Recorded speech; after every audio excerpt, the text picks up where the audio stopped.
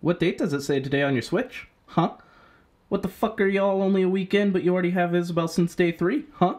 Can y'all explain that to me? Takes 3 days from getting your last villager to building to Isabel to get her. How did y'all get Isabel so fucking fast, you cheaters? Fucking cheaters. Shout out to everyone who got Isabel today and not a week ago for not being fake gamers. That's how that's gonna start. Kind of aggressive, I might cut that.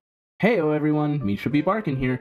Animal Crossing New Horizons just came out recently, and it seems like everyone's enjoying the game to their own extent. From the outside looking in, it looks like a super cute game. And I have to say outside looking in, because I don't play Animal Crossing, but it seems like there's a diverse cast of villagers, things to do on the day-to-day basis, and it seems like a whole lot of fun, just not my type of game. But honestly, I bought it for my fiancée Splatter, and watching her play it, I think I know more about Animal Crossing than I do working for Affinity.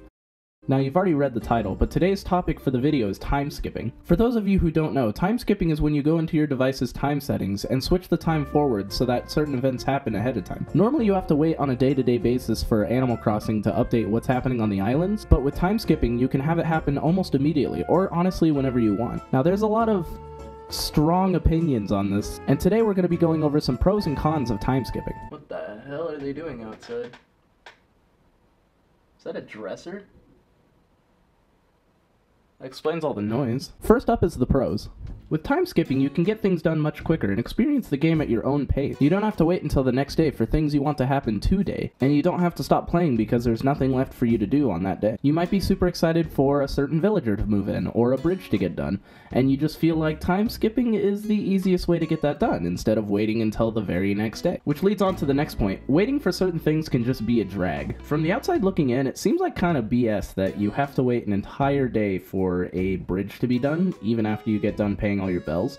That on its own is fine. It's the fact that you can't build multiple bridges. So if you wanted like 3 bridges and 2 inclines, it would take you 5 days. And that's quite a long time just for walkways. That being said, I get why they did it, so that you can't just buy everything on the very first day, farm for bells with tarantulas, and just pay it all off. Last but not least, it's a low-pressure single-player game. What you do doesn't really change much or anything for others, unless they visit your island and see things they're not supposed to see, like Isabel being there early. Now, even on top of that, they chose to go to your island, probably knowing full well you time skipped, so it's kind of on them. Now, the cons of time skipping is daily life on the island. There's just so much you can do within a day. You don't really have to time skip unless you're going for important events. You can fish, you can build, you can cut down trees, you can pick fruit, you can really do a lot of things, just a lot of mundane tasks. Without time skipping, my fiancé has played the game probably 5 to 8 hours a day. I mean, we're all stuck in quarantine. You might as well just make the game last.